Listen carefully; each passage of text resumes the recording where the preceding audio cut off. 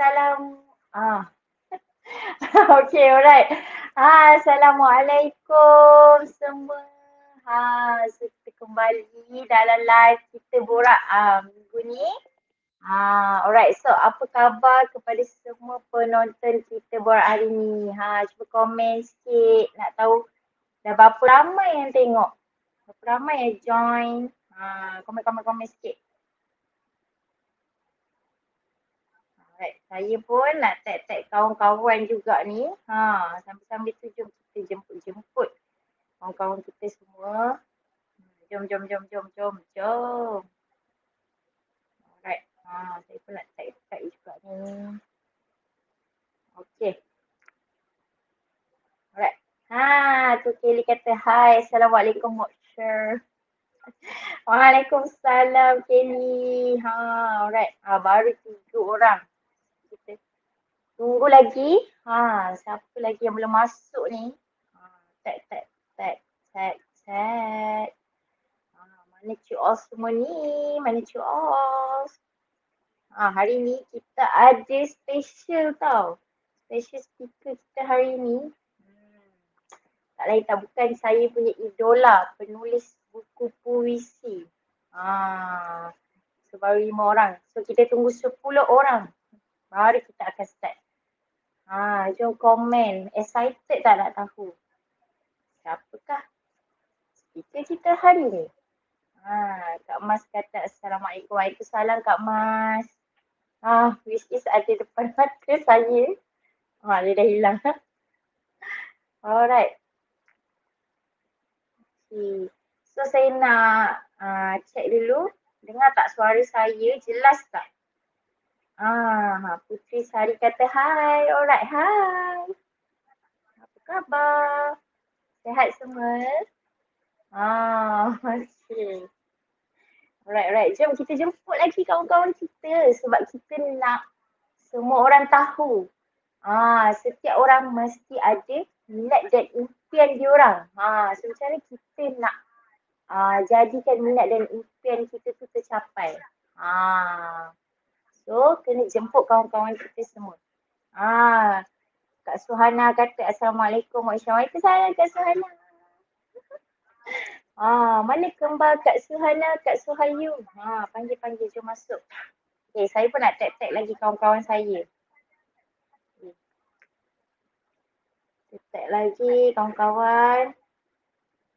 Alright. Hai Kak Raihan. Hai.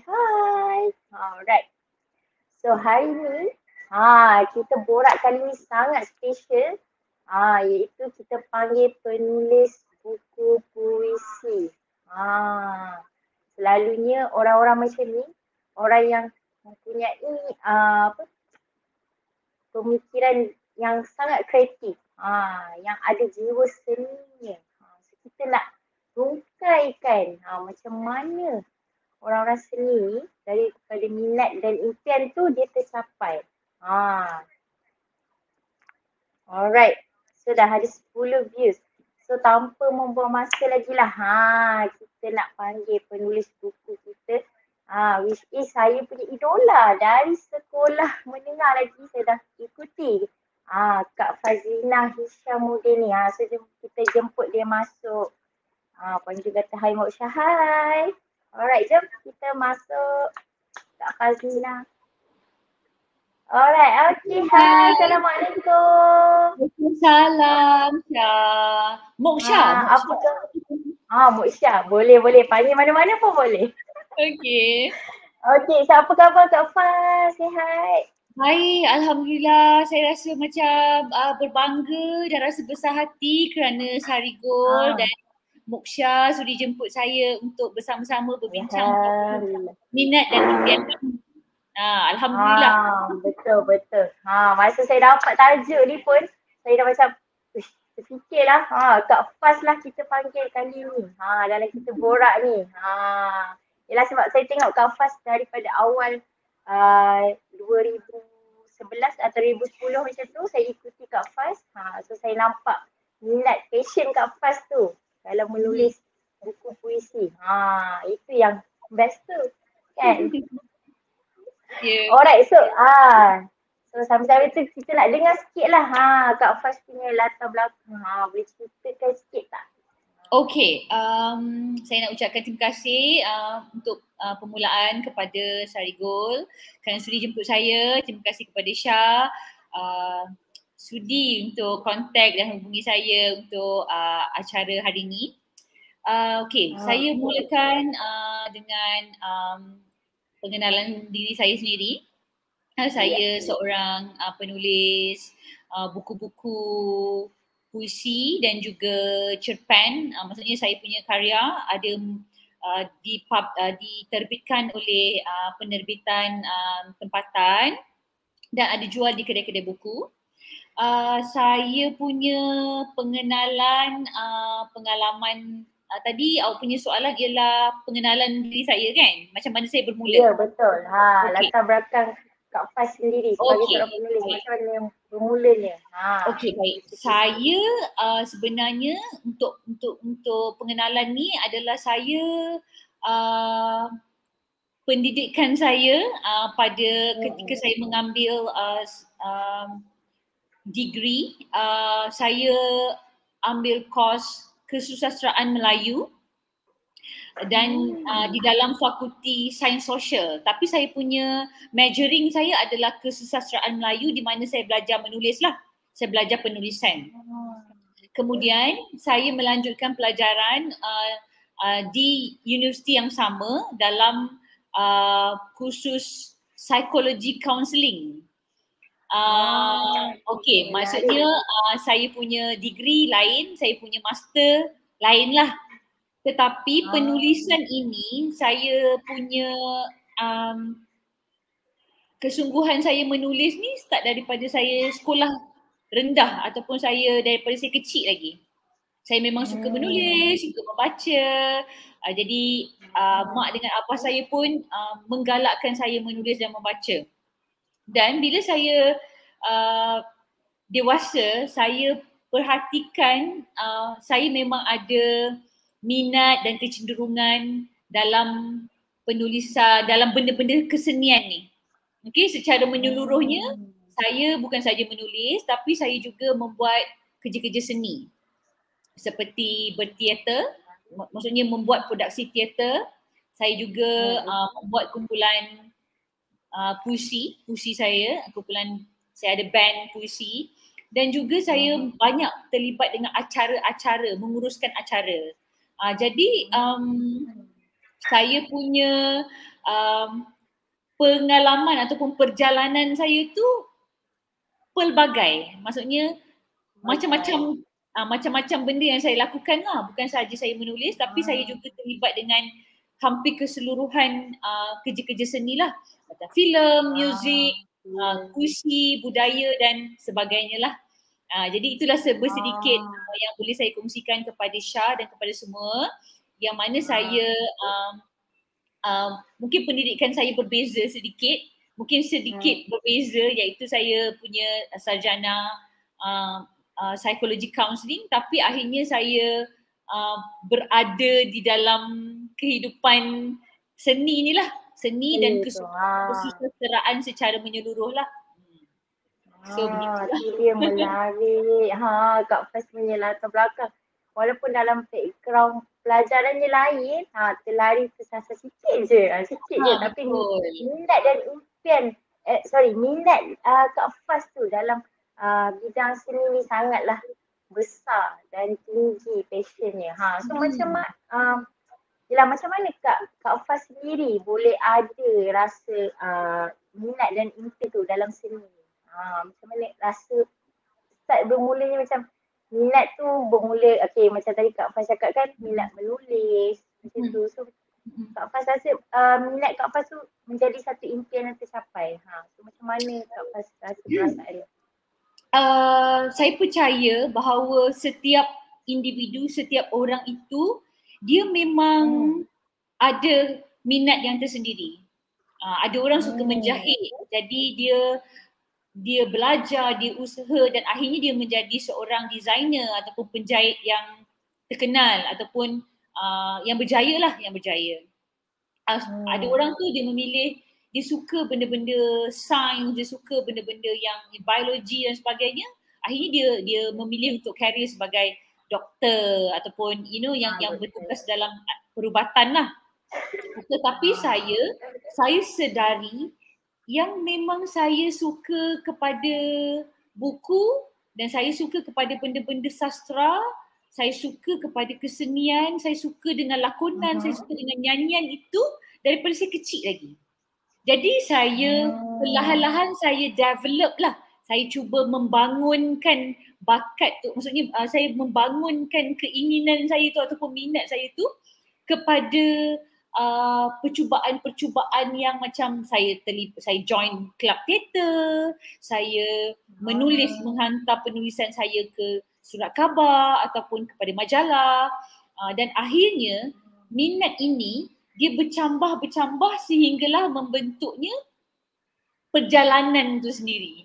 Maksudnya akhirnya daripada hantar-hantar penulisan ke tempat-tempat, apa orang kata, kepada majalah, buku, kepada online punya pertandingan dan sebagainya, akhirnya kita berpeluang untuk membuat buku sendiri di bawah penerbitan-penerbitan yang berminat untuk terbitkan kita punya buku.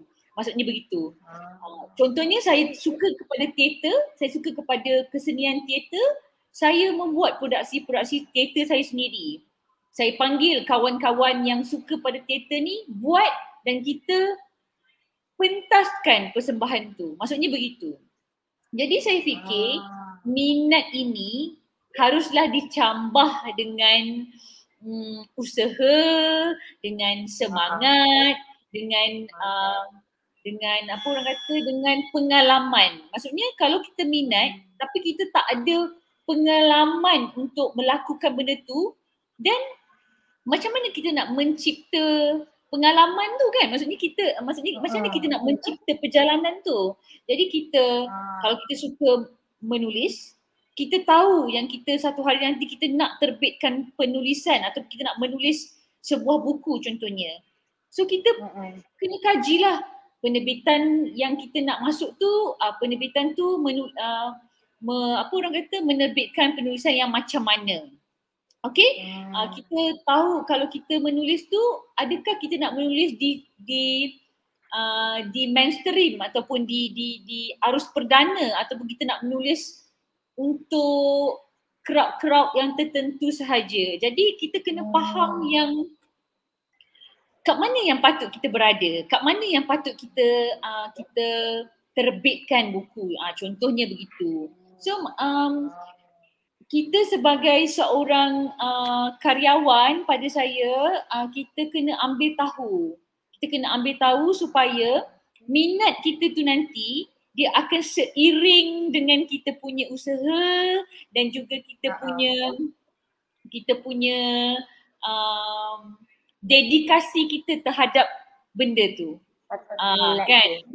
Macam saya memang ada impian nak terbitkan buku. Satu hari nanti saya mesti terbitkan buku, contohnya macam tu.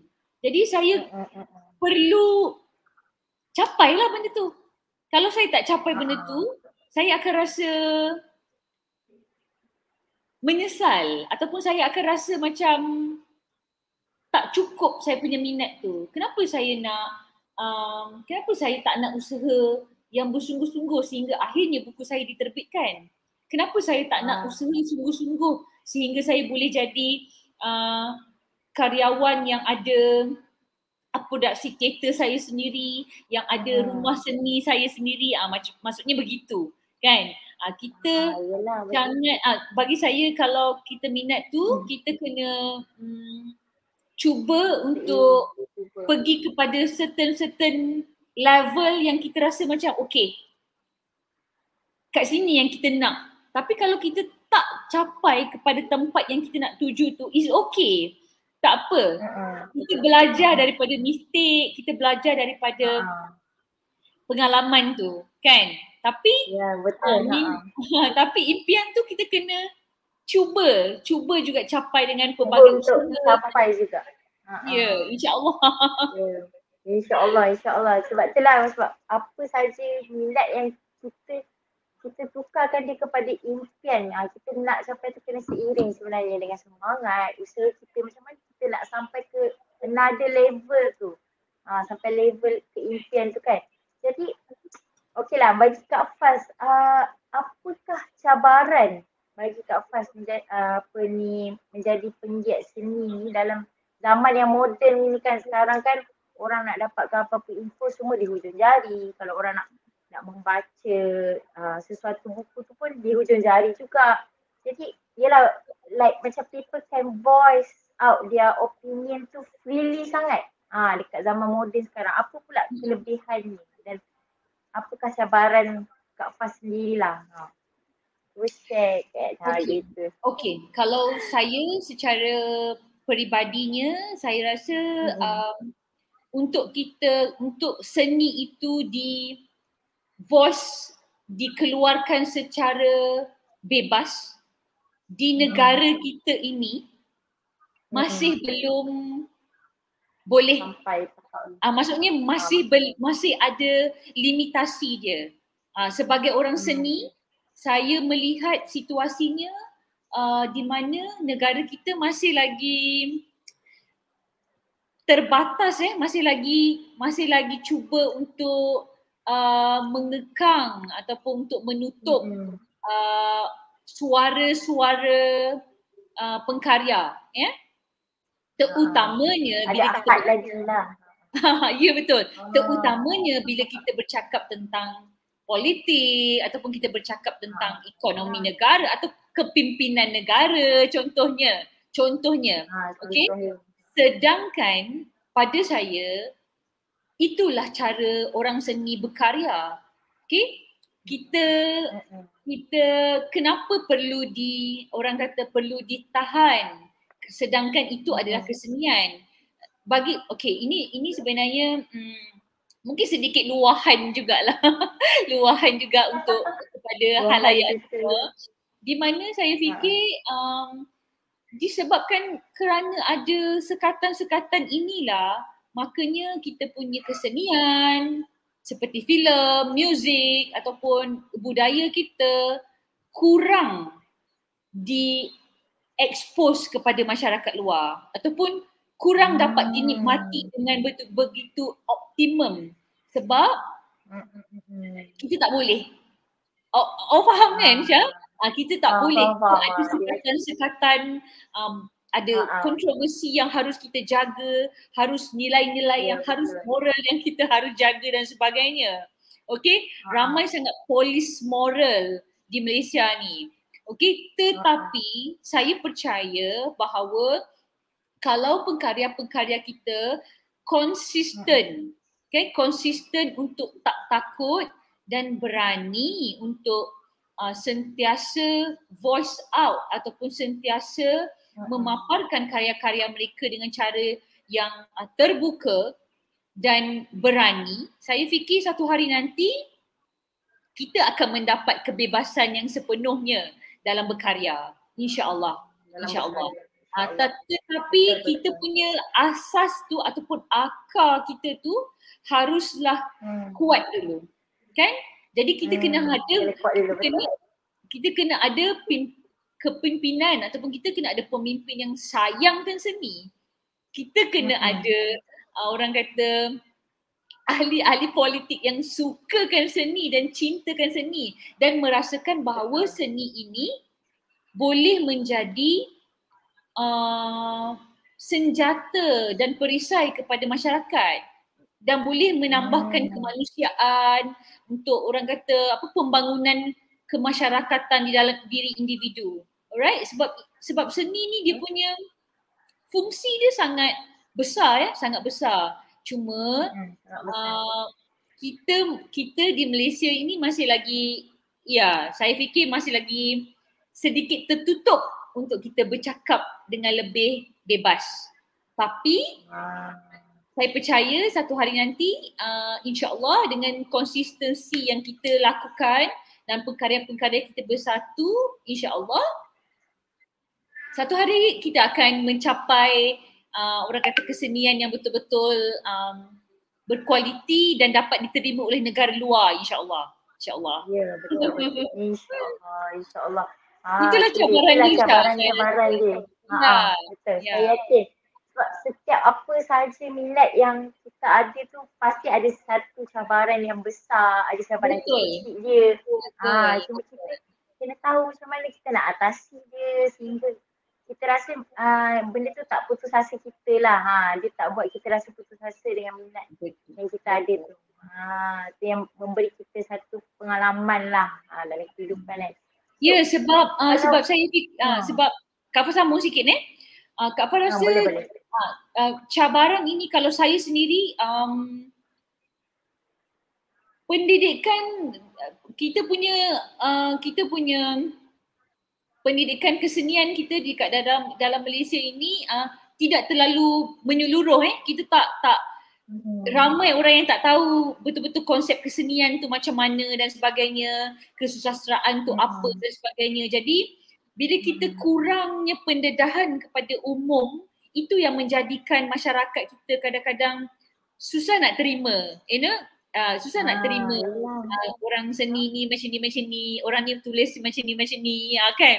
Terlalu ada banyak benda yang sekatan dan banyak benda yang perlu kita kawal. Padahal bagi saya kesenian itu sendiri itu seni. Kita kena panggil itu that's art. Okay, itu adalah seni. Kenapa kita nak kena kita nak cover dia? Kenapa kita nak control dia? Okay, itu adalah cara kita meluahkan dan namakan itu pun juga kesenian. Kenapa kita nak tapis benda-benda tu? Tapi tak apalah kan. Satu hari nanti saya percaya kita boleh mengubah benda tu. Dan sekarang ni pun sebenarnya banyak jugalah keberanian dan juga kelantangan karyawan-karyawan yang sanggup berdepan dengan orang kata keluar daripada kepompong dan tak takut lagi dengan dengan apa orang kata kena tangkap ke kena apa ke jadi sampai macam tu kan nanti semua orang akan boleh menerima seni itu sebagai satu orang kata satu kepentingan penting untuk seluruh masyarakat di Malaysia. Itu kepentingan. Itulah sebab seni ni dia luas sebenarnya macam-macam. Even saya sebagai seorang video editor pun dipanggil berkarya dalam seni juga tapi dalam bentuk video. Ya betul. Awak juga adalah seorang seniman, Syah. Betul. Ya betul. Siapa saja yang melakukan kerja-kerja penyuntingan, video, konten dan sebagainya, kita panggil dia sebagai creator. Kan? Kita panggil dia sebagai pengkarya. Jadi Moksha pun adalah seniman, karyawan. Itulah tu. Kak Fah lagi hebat dari saya. Saya baru lagi, newbie lagi. Masih belajar lagi. Banyak lagi cabaran dia Kak Fah. Kita sama-sama belajar, Syah. Kita sama-sama, insyaAllah. So macam bagi pendapat Kak Fah sendirilah, macam seni, apa yang seni boleh contribute pada society. Susah sangat nak sebut ni. Pada masyarakat lah senang. Saya memang susah sikit nak sebut ni sekarang. Buat masa sekarang ni macam ramai orang anggap seni hanyalah hiburan dan kegiatan sampingan je. Okey. Apa pendapat Kak Fah? Kita ambil situasi yang paling dekat dengan kita sekarang ni kan, iaitu pandemik. Pandemik. Kita tengok waktu pandemik bila kita terkurung di dalam rumah kita tengok apa? Kita tengok Netflix. Okey? Kita tengok Netflix. Kita pun buat video TikTok. Kita pun merakam sana, kita merakam sini. Kita dengar muzik. Okey, kita ajar anak-anak kita untuk hargai apa orang kata kesenian, belajar melukis dan sebagainya. Jadi kat sini Kak Fah nak menyatakan bahawa art is essential. Maksudnya kesenian ini adalah keperluan penting kepada masyarakat. Okey? Keperluan itu adalah keperluan jiwa. Ya, keperluan jiwa. Kita boleh ke hidup tanpa filem? Kita boleh ke hidup tanpa muzik? Kita boleh hidup ke tanpa puisi? Kita tak boleh hidup tanpa kita tak boleh hidup tanpa seni, Syah.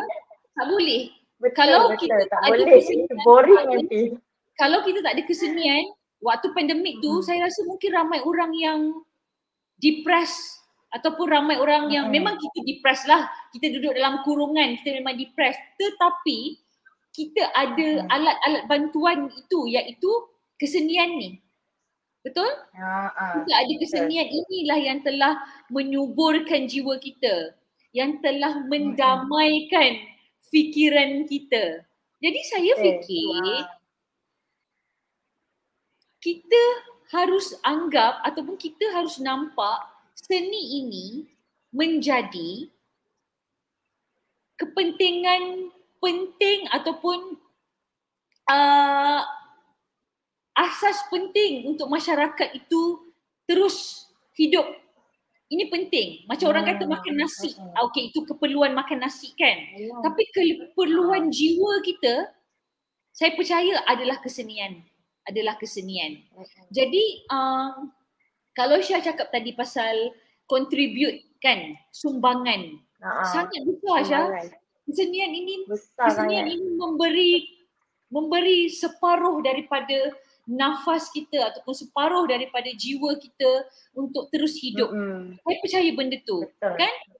Bayangkanlah kita hidup terkurung ni, kita tak ada Netflix. Kita tak ada hiburan. Memang boleh. Tak ada hiburan. Mati tak kita Syah. Maksudnya begitu. Zaman-zaman dulu pun macam tu kan. Kita tak ada buku untuk dibaca. Maksudnya kita tak ada buku untuk dibaca. Kan? Macam mana kita nak keluar daripada tempat terkurung ni kalau kita tak ada benda-benda yang boleh membantu kita untuk escape. Untuk escape daripada sakitnya hidup terkurung ni. Maksudnya begitu. Ya, betul. Betapa pentingnya kesenian ini kepada hidup manusia ataupun hidup masyarakat. Jadi kalau orang tanya apa seni boleh sumbangkan kepada masyarakat, ini je. Ya? Kedamaian jiwa, ketenteraman jiwa, ya, memberi nurani kita rasa yang comfort, rasa selesa, rasa nyaman, benda-benda macam tu. Yang sebenarnya benda-benda fizikal tak boleh bagi. Benda-benda fizikal tu tak boleh bagi. Benda-benda ni lah yang boleh bagi kita untuk kita terus rasa macam okay, kita ada apa orang kata, kita perlu terus hidup, kita perlu ada semangat, kita perlu ada perjuangan yang masih belum selesai lagi. Macam tu. Ya, betul-betul. Kalau tak adalah seni ni kan, memang ibarat macam boring lah, memang boring. Even zaman-zaman dulu pun dah seni tu banyak dah sangat. Dari segi wayang kulit kan, nak buat orang terhibur. Tak nak ada macam rasa bosan dalam hidup. Betul. Ya Allah, betul. Yang membantu sebenarnya. Betul. Kita ada hiburan. Ya, betul. Kita punya kesenian ini bukannya hadirnya sekarang kan. Hadirnya daripada zaman dulu lagi. Betul Syah cakap. Kita ada wayang kulit, apa semua tu dimainkan ketika orang penat bekerja. Kan, balik bekerja, lihat persembahan, jiwa akan jadi tenang kan, dapat melihat sesuatu yang indah macam tu. Betul. Yes. Betul. Itulah dia. Tu macam seni besar sangat, memberi sumbangan yang besar kepada kehidupan kita tu sangat besar lah. Sangat besar. So macam Kak Faz sendirilah kan, kalau contohlah Kak Faz tak jadi penulis ataupun menjadi penggiat seni ni sendiri, apa yang Kak Faz rasa, apa yang Kak Faz akan buat? Maksudnya macam mana soalan tu? Maksud dia macam ni. Kalau katalah Kak Faz tak ada di dalam line ni kan, line penulis ataupun penggiat seni ni, apa yang Kak Faz akan buat? Okey. Kalau misalnya saya bukanlah karyawan lah ya. Kalau saya bukan karyawan, saya akan pergi kepada mengajar lah. Saya akan pergi kepada benda-benda yang melibatkan pengajaran. Sebab sekarang ni pun sebenarnya saya buat jugalah, saya mengajar jugalah, macam saya mengajar anak-anak buat teater, saya mengajar kelas-kelas puisi, saya menarik. mengajar kelas-kelas vokal teater dan sebagainya secara online dan secara berdepan juga. Saya ada kelas saya sendiri. Tetapi kalau misalnya saya bukan terlibat sebagai karyawan, saya fikir saya akan jadi lecturer lah kot. Itu yang paling hampir lah saya rasa. Sebab paling hampir lah. Saya grad psychology counselling, tapi saya pun dah dapat beberapa tawaran lah masa tu untuk jadi lecturer dan sebagainya lah. Cuma saya rasa saya nak berkarya lagi. Saya Saya takut kalau saya jadi lecturer nanti kerja tiap-tiap hari yang akan menyebabkan saya mungkin tak dapat berkarya secara bebas macam tu. Jadi banyak limitasi kerja dan sebagainya. Jadi tapi syukurlah saya masih lagi boleh ada kelas saya sendiri, saya masih lagi boleh mengajar teater dan mengajar puisi secara kepada kanak-kanak dan juga remaja dan juga belia jugalah. So sampai sekarang saya masih lagi mengajar lah.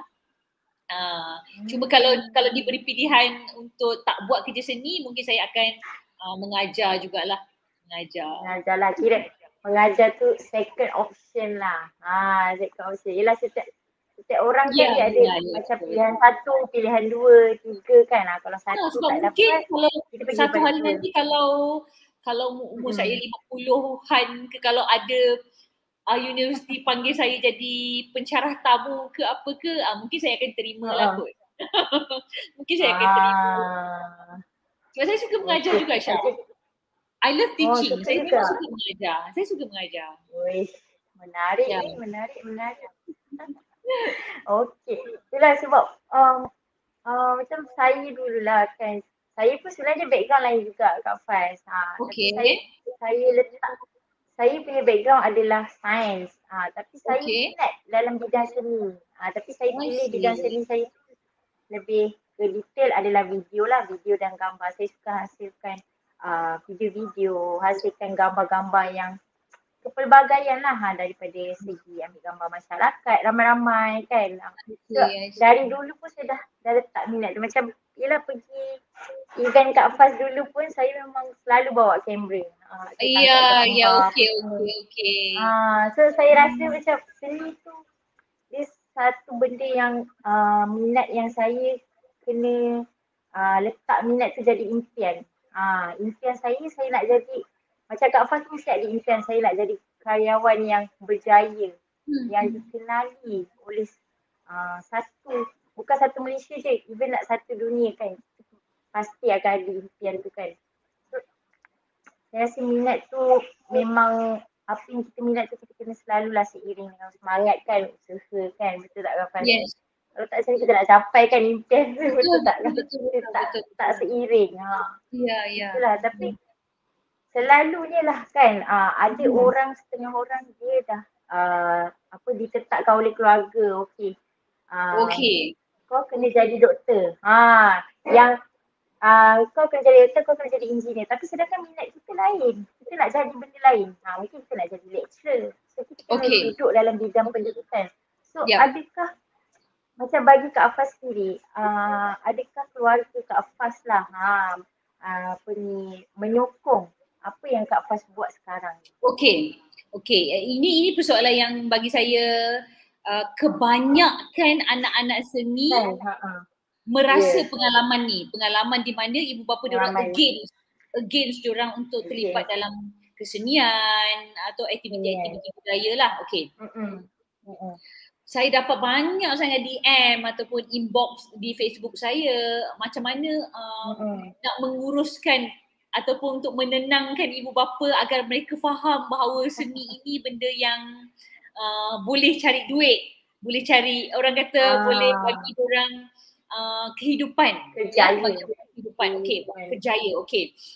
Saya untuk pengalaman saya sendiri, saya sebenarnya kena bersyukur dan kena memang rasa macam sangat blessed lah bahawa mak bapak saya memang sangat supportive. Itu yang memang saya rasa macam syukur, ya Allah, syukur nikmat lah bahawa mak bapak saya dari dulu lagi memang sentiasa encourage sentiasa menggalakkan saya untuk buat apa yang saya minat. Okay? Saya daripada kecil, saya cerita pengalaman saya daripada kecil, abah saya tahu saya memang suka menulis, suka membaca, memang dia provide saya dengan buku, dengan tulis dan sebagainya. Bila saya masuk sekolah, masuk universiti, saya suka teater pula. Saya punya persembahan teater, mak abah saya tak pernah tak datang. Ya. Semua supportive lah kiranya. Supportive gila. Macam saya buat latihan kat tengah padang, abah saya turun untuk tengok latihan saya. You know, yang saya fikir, saya rasa macam ini adalah nikmat yang memang saya tak boleh nak dustakan.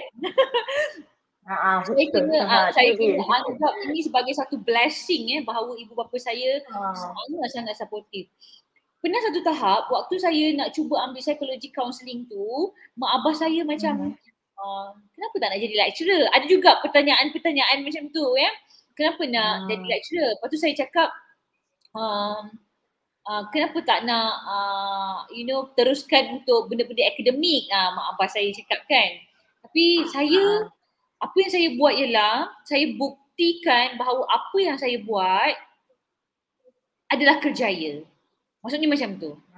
Akhirnya apa yang saya buat, teater, filem, buku dan sebagainya, benda tu adalah kerjaya yang boleh memberi duit, yang boleh membentuk kehidupan saya sekarang. Maksudnya begitu. Kan? Jadi abah dan mak saya bila dia melihat benda tu, dia melihat satu benda yang okey, dia join seni, dia buat benda-benda seni tapi dia ada kehidupan, maksudnya dia ada pendapatan dia sendiri, kan? Which is benda tu okey lah. Sebagai mak bapak kita, saya rasa mak bapak kita nak melihat bukti lah. Melihat bukti. Bukti. Okey. Saya saya cuba habiskan master saya sebab saya nak bagi mak bapak saya rasa macam okey ni anak aku belajar ada master kan. Tapi akhirnya saya memilih bidang kerjaya yang seni kesenian yang menulis dan sebagainya, dan kerjaya ini memberikan saya pendapatan yang okey, maksudnya kehidupan saya okey. Jadi mak bapak kita bila tengok macam tu dia rasa macam okey lah, kenapa kita nak against, kenapa kita nak bantah.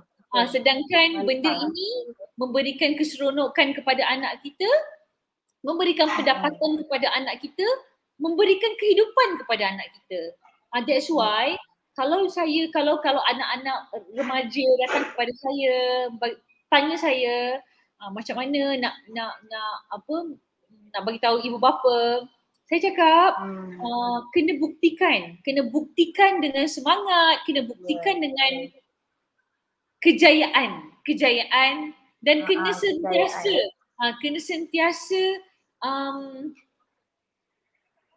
tunjukkan yang kita betul-betul bersungguh, kita betul-betul bersemangat dan kita betul-betul nak melakukan benda ini. Benda ni saya fikir susah sebab setiap ibu bapa mindset orang lain. Kan setiap ibu bapa mindset orang lain. Macam abah saya, dia memang orang seni, dia memang boleh main gitar, dia boleh main organ semua.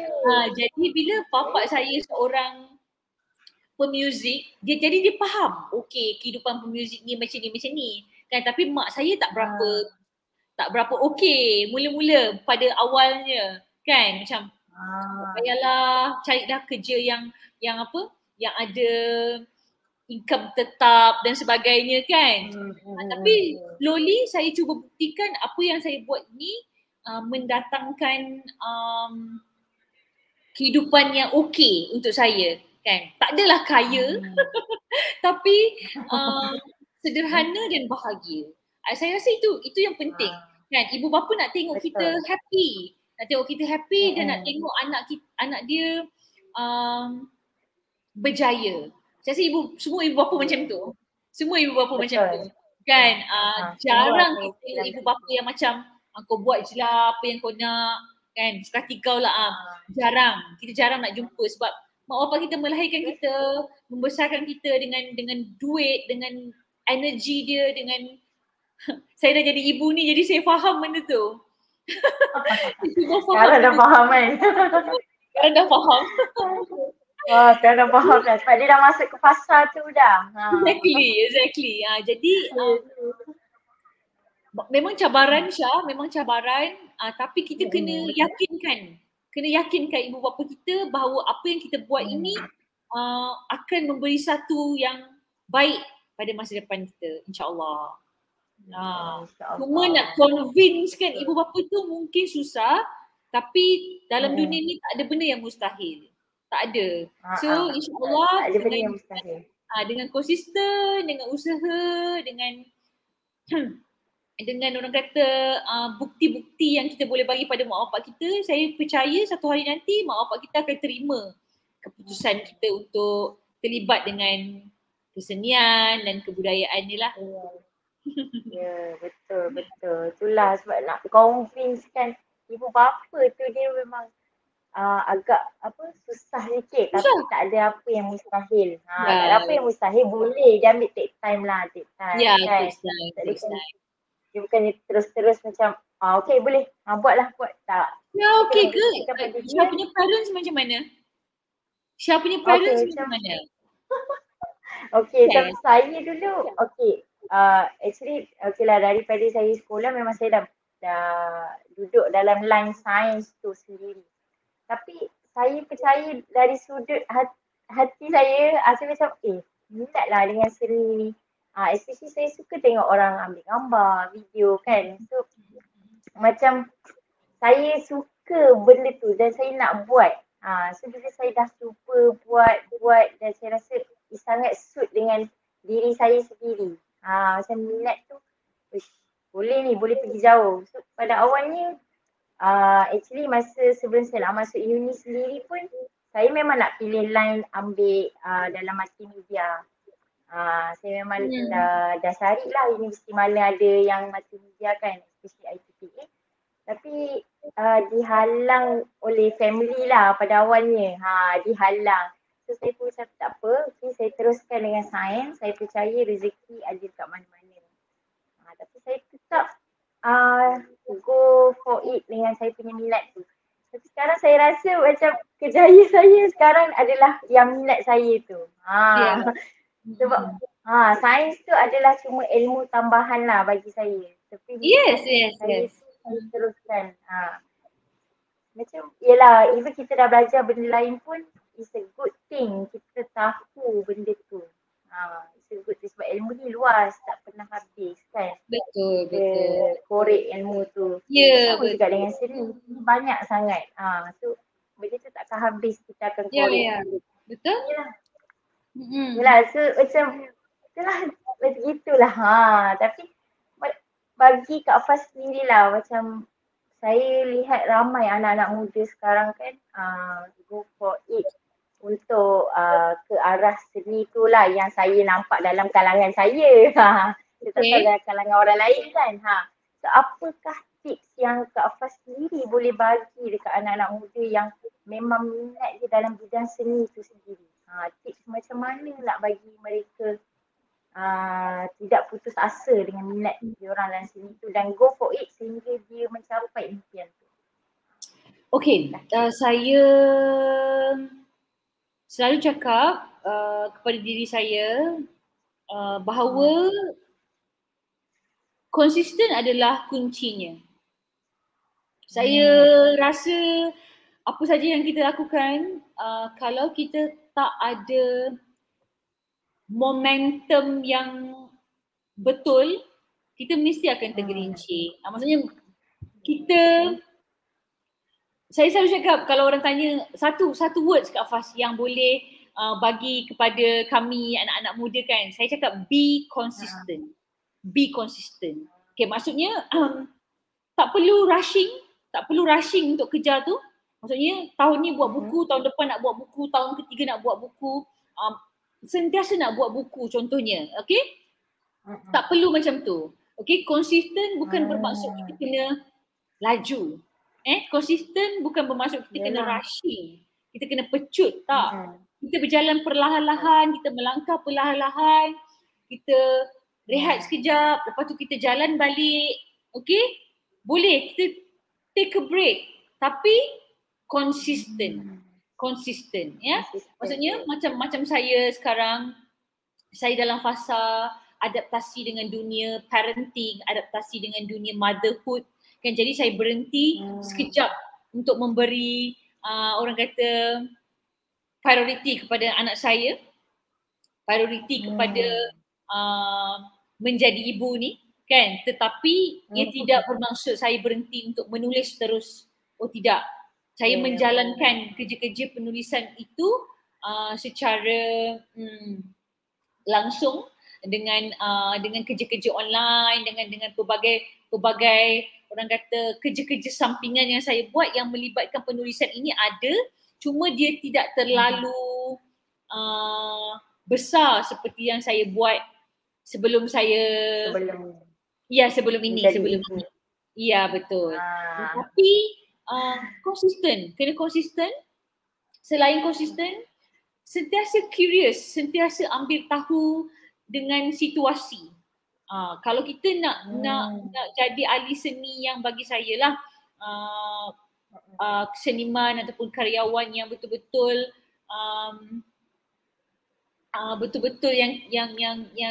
yang betul-betul kita inginkan, kita kena ambil tahu keadaan semasa.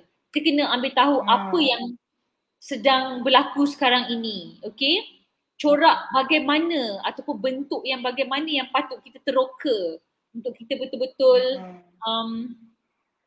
involve dalam kesenian itu. Right? Selain itu, jangan takut untuk bertanya. Jangan takut untuk bertanya kepada seniors, jangan takut untuk bertanya kepada orang-orang yang lebih arif, ya, lebih arif. Kan? Sebab kadang-kadang orang yang terlibat dalam seni ini, memanglah betul lah kebanyakan orang yang terlibat dalam seni ini dia ada sikap syok sendiri, kita panggil. Okay, syok sendiri. Okay, syok sendiri ni penting, syok sendiri ni sebab kita nak berkarya. Kan? Kita selalu rasa macam tak apalah. Tetapi syok sendiri dalam erti kata yang kita tak tahu ke mana benda tu akan pergi. Okay, kita menulis banyak, kumpulkan menjadi manuskrip, tapi kita tak tahu mana kita nak letak manuskrip itu. Kita nak hantar ke mana. Jadi, kita jangan jadi katak bawah tempurung. Kita kena keluar dan ambil tahu. Kalau kita suka teater, kita ambil tahu mana kumpulan-kumpulan teater yang tengah berproduksi sekarang. Kalau kita nak jadi penulis, mana penerbitan-penerbitan yang boleh bantu kita untuk kita terbitkan karya kita. Okay? Begitu juga kalau kita nak terlibat dalam bidang-bidang filem ataupun untuk menjadi pelakon dan sebagainya. Kita kena tahu produksi mana ataupun orang-orang macam mana yang patut kita hubungi untuk kita belajar untuk menjadi pelakon, untuk TV, untuk drama dan sebagainya. Jadi saya selalu cakap kita jangan syok sendiri, kita jangan cakap hati kita nak jadi pelakon, nak jadi pemuisi, tapi kita tak ada usaha untuk melangkah dan mencari mana ruang-ruang yang patut kita pergi untuk kita menimba ilmu dan pengalaman di situ. Itu penting. Dan seterusnya pada saya ialah sentiasa belajar, sentiasa belajar, jangan berhenti belajar dan humble. Kena humble. Kena rendah hati. Bukan rendah diri. Orang seni tak boleh rendah diri. Tak boleh rendah diri sebab nanti kita tak shine. Kita tak keluar. Kena rendah hati. Kena rendah hati. Okay, kena humble. Kena macam kalau orang kritik. Okay, contohnya awak tulis puisi, bila orang kritik puisi awak jadi macam sedih. Awak akan jadi macam tak nak dengar kritik dia. Tak boleh macam tu. Kena sentiasa terbuka. Kena sentiasa humble. Kena sentiasa menerima. Open your heart.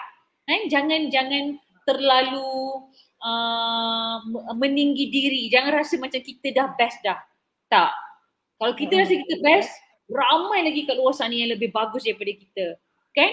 Jadi, be humble, konsisten, sentiasa ingin belajar dan perlu mencari ruang dan peluang untuk kita menonjolkan diri kita dan mencari pengalaman.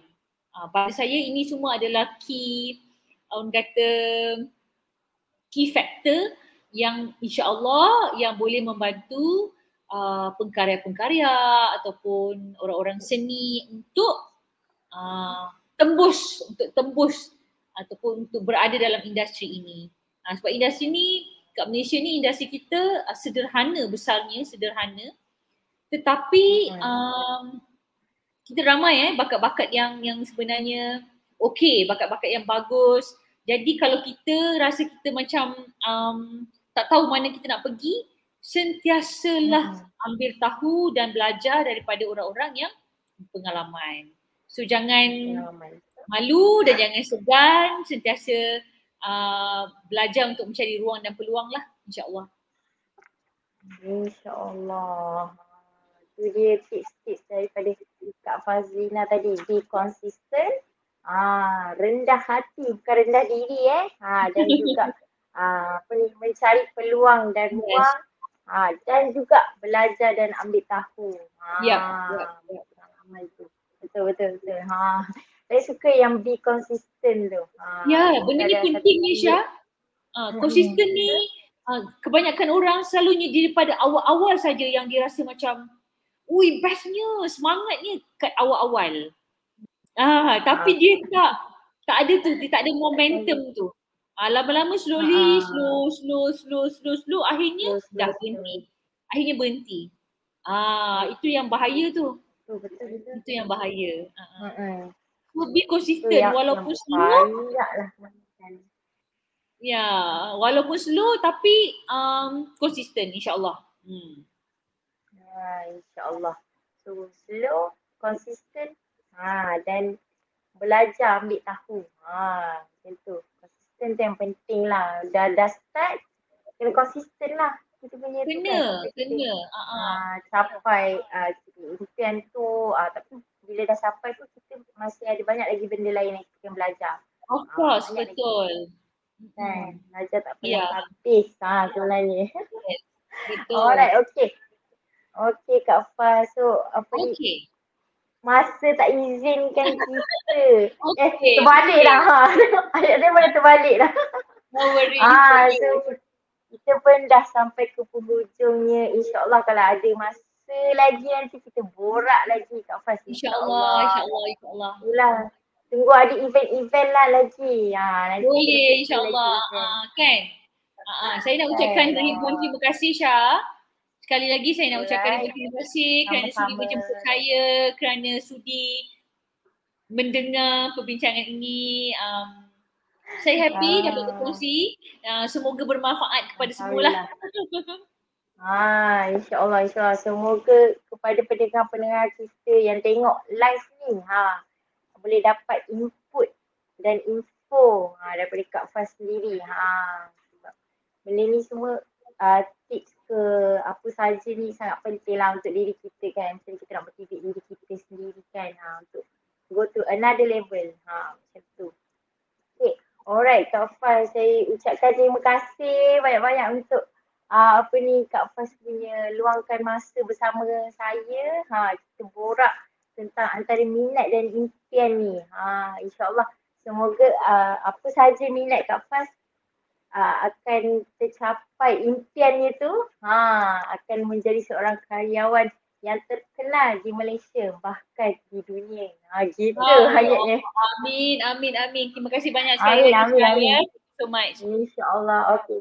InsyaAllah Kak Faz kita akan berjumpa lagi. InsyaAllah. Ada masa lagi kita jumpa depan-depan. InsyaAllah. Okay, insyaAllah. Terima kasih banyak. Alright, okay. Bye. Assalamualaikum. Salam.